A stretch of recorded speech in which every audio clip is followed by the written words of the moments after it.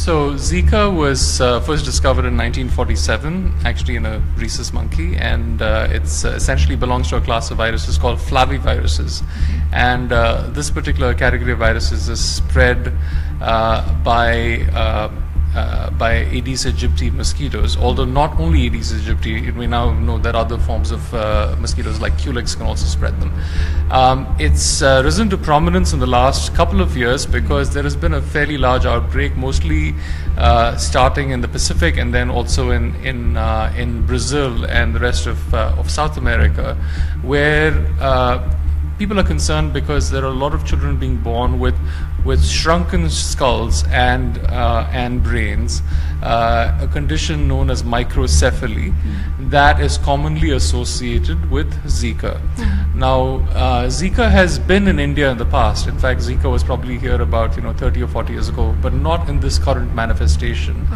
And it now seems to have re-entered India. We now have evidence that it is in Gujarat, more recently in Tamil Nadu as well, and that's why it's a major concern. And the WHO has flagged India as a country where Zika is now recognized, but not yet a significant public health problem.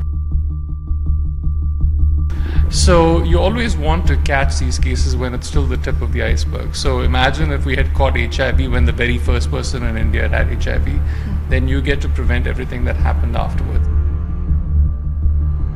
So Zika manifests usually like a mild case of dengue, which is essentially a headache, redness of the eyes, pain in the joints, and fever. Okay. And all sounds like chikungunya. Sounds like chikungunya, sounds like dengue, but that's not unusual because it's a relative of all of these viruses. People may also get a rash on their arms, for instance, with Zika. So the most common form of transmission of Zika appears to be through mosquito bites. So the mosquito bites an infected person and then bites someone who's not infected, and therefore it's transmitted. The particular mosquito that carries Zika most commonly is Aedes aegypti, and Aedes aegypti is a mosquito that is now found throughout India. And it's also not a mosquito that bites only in the evening. It bites throughout the day. Right. It's also a mosquito that breathes selectively in clean water. So, in fact, it's not a mosquito you'll find in dirty water. You'll find it in overhead tanks, in gardens, and so forth. Right. The second method is through sexual transmission. A third is through mother-to-child transmission. So, the virus essentially is transmitted from the mother to the newborn, to the unborn baby, where the virus basically, goes through the placenta, the covering that covers the baby inside the mother's womb. Right. And then the fourth method is through blood transfusion. So if you have blood transfusions from someone who had Zika before, then that's a risk factor as well. Because microcephaly is the shrinking of the brain happens naturally in the population. Okay. Very rarely. Zika just amplifies the likelihood of that action. We are still learning the effects of Zika on children who seem to be born healthy and don't have shrunken heads, but to see whether their development, their brain development is affected in any way. That we're still learning.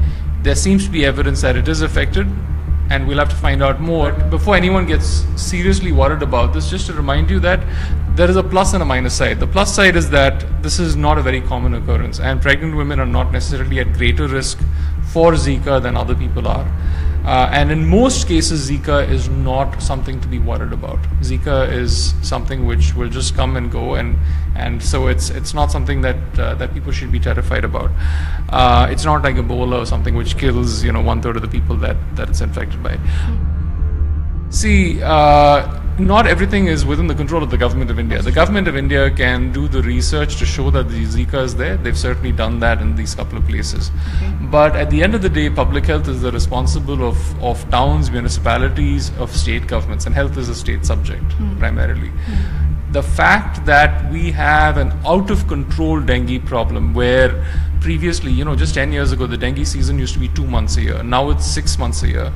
That shows that we have a serious problem with lack of public health in our country. And that is going to really trip us up with Zika. If I were to make a bet, my bet would be that Zika would be a far more prevalent problem in 5 years from now.